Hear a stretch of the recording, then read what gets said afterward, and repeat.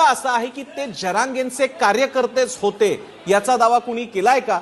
मी आज स्वतः फील्डवरती होतो, जरांगेंच्या बाजूला उभे राहून प्रत्यक्ष पूर्ण ऑडिओ सिस्टीमवरती सांगितलं जात होतं, कुणी काही वागत असेल तर आमच्या निदर्शनास आणून द्या, आम्ही त्याचा बंदोबस्त करू, हे आपल्याला सुद्धा येऊन सांगण्यात आलेलं आहे.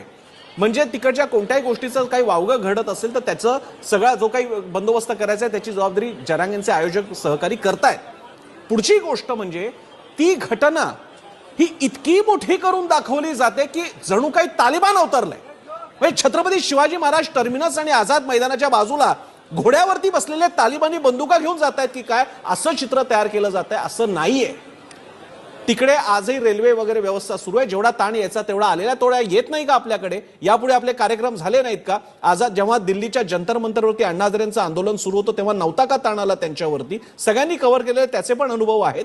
ही मंडळी त्यांच्या गरजांसाठी आलेले आहेत, तर ते पण आले नसते. त्यांचं काही एक म्हणणं आहे, त्या मांडणीसाठी ते आलेले आहेत आणि ते मुंबईत नाही येणार तर कुठे येणार? मी रवींद्र पोखरकरांकडे पुन्हा एकदा जातोय. रवींद्र पोखरकरजी, प्रश्न असा आहे की एकीकडे एका डेलिकेट वातावरणातून आपण जातोय, हजारोंच्या संख्येनं मराठा समाज आलेला आहे. तो मुंबईच्या हार्ट ऑफ द सिटी म्हणजे दक्षिण मुंबईतल्या जिथे विधिमंडळ, मंत्रालय आणि अन्य सरकारी कार्यालय आस्थापना आहेत तिकडे येत आहेत.